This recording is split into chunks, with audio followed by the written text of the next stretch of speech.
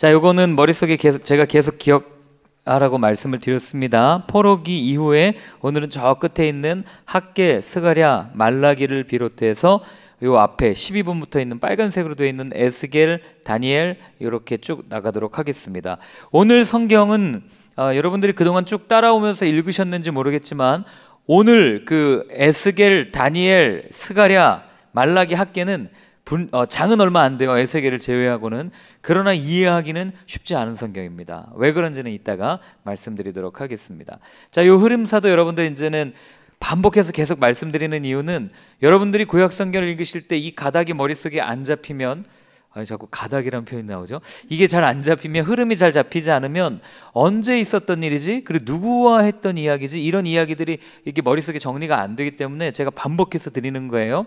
그래서 요거를 드리는 그 맥락에는 뭐가 깔려 있냐면 이 구약의 이야기는 인간의 역사 속에 개입하셨던 하나님의 일들, 하나님께서 말씀하셨던 역사적 사실이라는 거를 저는 베이스에 깔고 여러분들한테 계속 말씀드리는 겁니다. 그래서 이런 역사의 흐름 가운데 이렇게 있었다. 그리고 여기에서 제가 오늘 띄워드리진 않았지만 한 가지 더 추가하자면 그 남유다 그리고 북이스라엘, 그러니까 다윗 정권 이후로 그 시대에 이어지던 이방 나라의 왕들 표 제가 드렸었죠. 그 표도 보시면서 우리가 그 세계사에서 배웠던 그 왕들과 세계의 그 역사 속에서 남유다와 북이스라엘이 차지했던 위치까지도 여러분들이 꼭 머릿속에 두시고 구약 성경을 읽으면 이제는 이 강의가 다 끝나고 나서 구약 성경을 아마 내년 1월부터 다시 창세기부터 읽을 텐데 그래 쭉 따라 읽으시면 훨씬 더 수월하게 이게 이런 내용이었구나 라고 정리가 되실 수 있을 겁니다. 그래서 오늘은 저 뒤에 있는 저기 학승말 그리고 에스겔과 다니엘서 같이 한번 나가보도록 하겠습니다.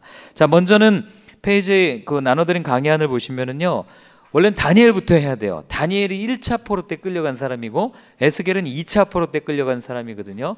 성경 요거 순서상 에스겔부터 좀 먼저 하도록 하겠습니다. 자, 여러분들이 그 위에 외쳐진 복음 4번째, 선지서 4번째, 에스겔, 다니엘, 학개, 스가랴, 말라기 이렇게 되어 있는데요. 그 밑에 꼭 써놓으셔야 될 게 역사적 상황이라고 한번 꼭 써놓으셔야 돼요. 요 시기의 책들을 읽을 때는 그 남유다의 마지막 포로로 끌려간 이후 그리고 그 이후에 이들이 와서 정착했던 삶, 그 정황을 정확하게 알고 계셔야 이 성경책들을 정확하게 이해할 수 있습니다. 그래서 여러분들이 우리가 지지난주에 했었죠. 에스라 기억나십니까? 지난주였나요? 에스라, 그죠? 느헤미야, 요 시기와 요 학개, 스가랴, 말라기 요 시기가 겹쳐요. 시대가 비슷하다는 걸 여러분들이 머릿속에 두고 오늘 강의를 한번 시작해 보도록 하겠습니다. 자, 에스겔입니다. 첫 번째 줄에 보면 여러분들이 성경 많이 읽으셨겠지만 에스겔은 제사장이었어요. 제사장으로서 예배를 드릴 수 없는 현실 속에 살았다는 건 자기에게 주어진 소명, 자신에게 주어진 일들을 할 수 없었던 그런 처지에 놓여졌다는 거랑 똑같습니다. 즉 내가 회사에서 예를 들어서 뭐 광고 담당자로 이제 경력직으로 뽑힌 거예요. 그런데 회사가 망해서 광고 담당을 할 수 없고 가만히 어쩔 수 없이 다른 회사에 M&A 될 때 그냥 화장실 청소하고 쓰레기 청소해야 되는 자기 입장이라고 제가 아주 가볍게 좀 얘기하는 거죠. 그런 입장이라고 하면서 생각해 보세요. 나는 계약서에 쓸 때 분명히 내가 할 일은 이게 아닌데 그런데 지금 내가 할 수 있는 거라고는 이런 거밖에 없네라고 하는 깊은 좌절과 낙심과 어려움 가운데 하나님의 말씀을 받았던 사람이 에스겔이었다는 것을 알게 됩니다. 어려움과 고난 속에서 좌절, 낙심, 낭망, 절망 이런 상황 가운데서 하나님께서는 에스겔에게 그 자리에 주저앉아 있게 하지 않고 그 다음 어떻게 합니까? 이따가 9조 때 말씀드리겠지만 회복의 메시지를 에스겔을 통해서 주시는 것들을 보게 됩니다. 여러분들이 에스겔서 하면은 많이 떠올리시는 게 뭐예요? 마지막 장에 여호와 삼마 읽어보신 적은 기억은 나시죠? 여호와 삼마. 그리고 또 여러분들이 에스겔 하면 떠올리는 게 뭐예요? 마른 뼈 환상, 그죠? 그리고 또 뭐 있습니까? 성전의 물이 흘러나와서 발목에서부터 차서 완전히 건널 수 없는 지경까지 이르는 그런 환상들. 즉 절망 속에 있지만 그 마른 뼈, 여러분 생각해 보세요. 뼈가 완전히 이 사람이 시체가 완전히 썩어서 뼈로 되어 있는 그 뼈 무덤에 갑자기 하나님께서 생기야 들어가라 라고 말하라고 했을 때 에스겔이 딱 말하잖아요. 그러니까 그 뼈가 움직여서 붙고 힘줄이 붙고 살이 붙어서 여호와의 군대를 이루는 환상을 보았다. 이게 아무것도 아닌 것 같지만 여러분 얼마나 이게 흥분되는 일이겠어요. 우리 하다못해 뭐 죽을 병에 걸리는 사람이 나음을 입어도 그렇게 기쁜데 완전히 소망이 없는 메마른 뼈예요. 생기가 없는 뼈입니다. 뭐 지금 막 부패해가지고 뭐 이렇게 끈적끈적한 뼈도 아니에요. 완전히 소망이 없는 그 뼈가 하나님의 영이 들어갔을 때 회복되는 그 환상을 보았을 때 에스겔의 마음이 어떠했을지를 여러분들이 한번 생각해 보십시오. 그래서 에스겔서는 그런 희망과 회복을 우리에게 주는 성경책이다 이렇게 생각하시면 되겠어요. 그래서 네 번째 줄에 보면 중요한 게 여호와의 영이란 단어예요. 하나님께서 에스겔에게 절망인 가운데 있을 때 하나님이 하시면 된다라는 것을 보여주는 그런 메시지를 던집니다. 자, 그래서 에스겔은 과연 누구인가? 에스겔서는 주전 6세기 바벨론에 살았던 한 젊은 선지자 에스겔이 보았던 묵시, 비전, 환상 이런 말씀들을 기록한 선지서예요. 이제 여러분들이 역사를 딱 얘기하면 머릿속에 이제 어느 정도 이렇게 정리가 되셔야 되는데 바벨론의 2차 침략 때 그 남유다의 복잡한 정황들이 머릿속에 이제 떠올리셔야 돼요. 그때 바벨론의 느부갓네살이 와서 누구를 폐위시킵니까? 반 바벨론 정책을 폈던 누구를 폐위시켜요? 여호야긴을 폐위시키고 누구를 세우죠? 시드기야를 왕으로 이제 세우게 되는 거죠. 그렇게 됐을 때 그때 여호야긴 왕을 비롯한 약 3천여 명의 사람들을 바벨론의 포로로 끌고 갑니다. 지도층 사람들을. 그때 끌려갔던 사람이 바로 에스겔이었다라고 우리는 알고 있습니다. 자, 에스겔의 이름의 뜻은 어떤 뜻이냐면 하나님이 힘을 주신다. 하나님이 강하게 하신다. 그러니까 뭐 성경에 보면 이름이 얼마나 중요한지가 드러나요. 하나님께서 그 사람의 이름대로 사용하시는 것들을 우리는 많이 보아오지 않았습니까? 그러니까 하나님이 힘을 주신다. 언제 힘을 줘요? 절망 가운데 있을 때 하나님께서 힘을 주신다. 이런 의미를 가지고 있었던 사람이 에스겔이었습니다. 그래서 에스겔이 언제 소명을 받습니까? 그 땅에 끌려간 지 5년째 되는 해에 약 30세의 나이입니다. 굉장히 젊은 나이도 아니고 어린 나이도 아닌 또 그렇다고 많은 나이도 아닌 딱 활동하기 좋은 그 나이에 밑줄 그셔야 돼요. 그발강가 운하 공사장에 노동자로 있었던 사람이 에스겔이었어요. 제사장인데 제사장은 여러분 손에 흙을 묻히는 사람이 아니었죠. 노동자가 아니었습니다. 동물을 잡고 그리고 하나님께 예배를 주관했던 사람들이 제사장들이었어요.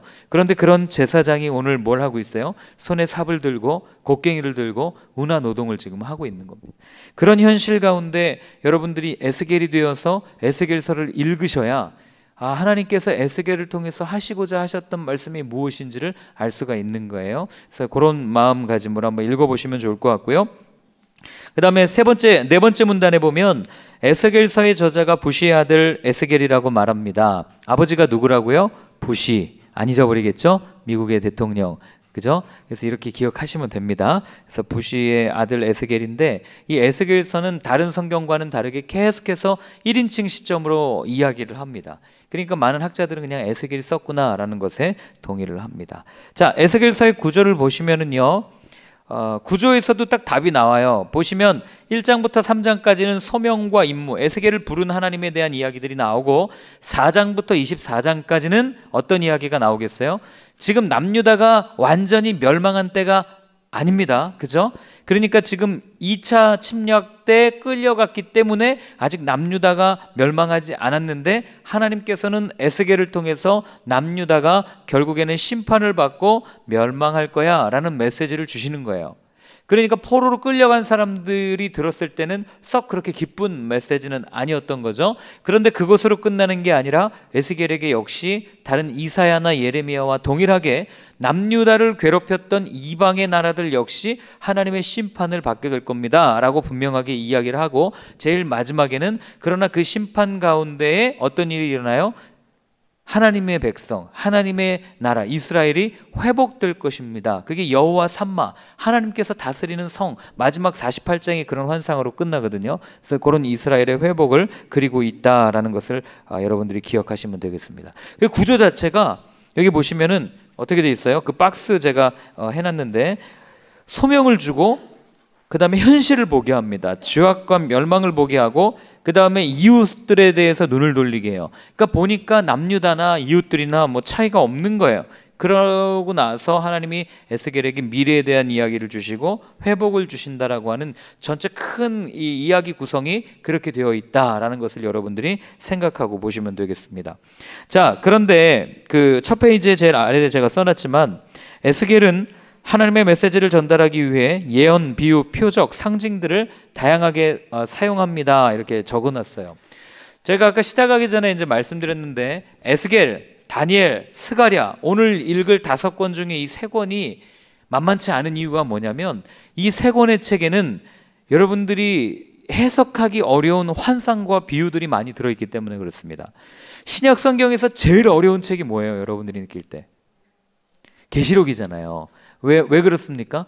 뭐 7대접 환상 나왔다가 나팔 환상 나왔다가 갑자기 뭐 어린 양을 보자 찬양하다가 이게 도대체 하늘에서 일어나는 일인지 땅에서 일어나는 일인지 굉장히 헷갈릴 때가 많지 않습니까?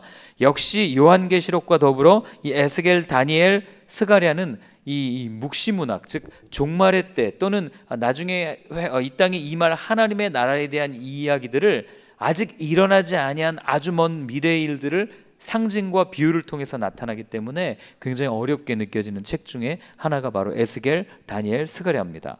근데 뭐 이렇게 이게 어떤 비유인지만 알면 여러분들이 읽으실 때 아 이게 이런 비유구나 하고 빨리빨리 넘어가시면서 읽으면 에스겔의 이야기를 쭉 따라가시는데 큰 무리는 없습니다. 그래서 제가 에스겔에 나오는 비유 상징 4가지를 적어드렸는데 여러분들이 요 생각하시면 돼요. 에스겔, 다니엘, 스가랴를 읽다가 환상이 나온다, 비유가 나온다 그러면 이렇게 딱 생각하시면 돼요.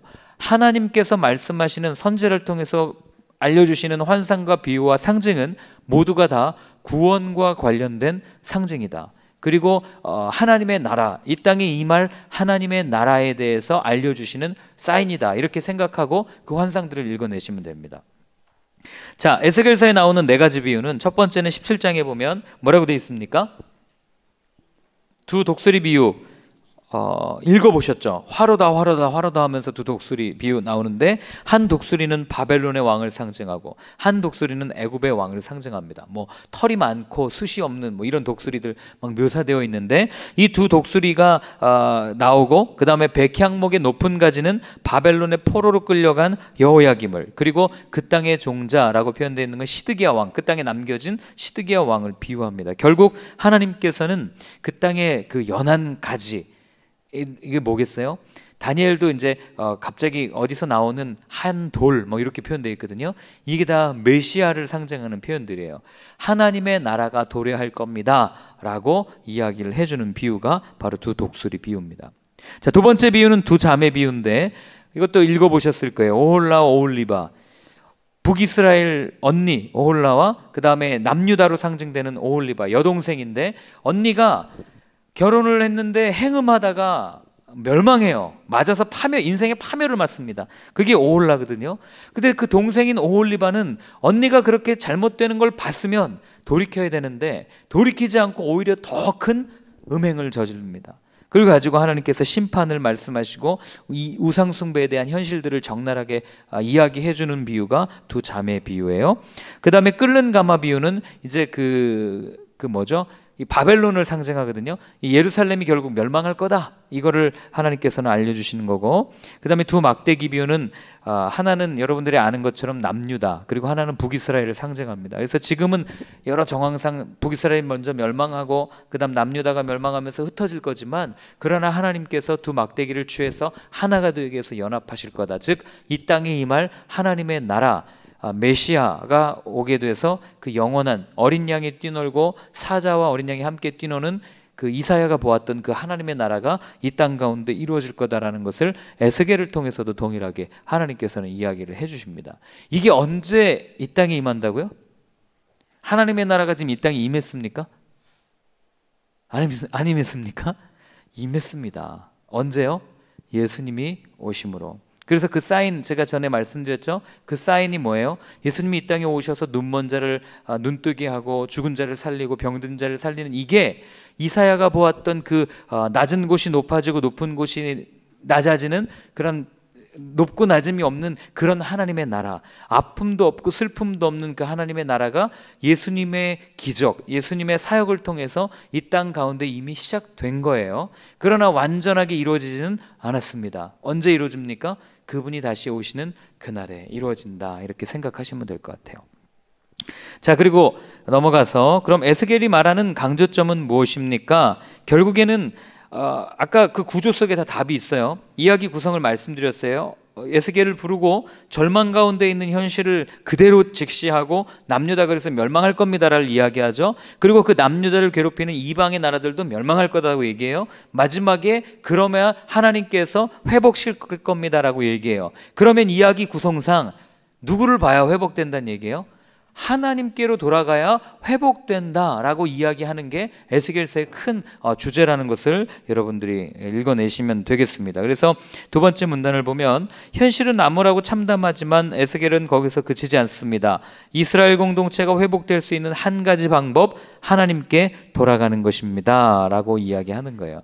그래서 우리가 에스겔을 통해서 알 수 있는 현대적 적용이라고 그럴까요? 이건 뭐냐면 칠흑같이 어두운 이런 현실이라고 해도 하나님께서는 하나님의 사람들을 분명히 남겨놓으셨고 그런 사람들을 통해서 희망의 메시지, 하나님의 나라의 메시지를 듣게 하시고 그리고 결국 하나님의 때가 되었을 때 하나님께서 온전하게 회복하십니다 라는 걸 에스겔의 구조를 통해서 이야기하고 있는 거예요.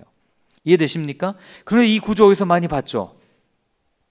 신구약 성경의 이야기 구조가 이거잖아요.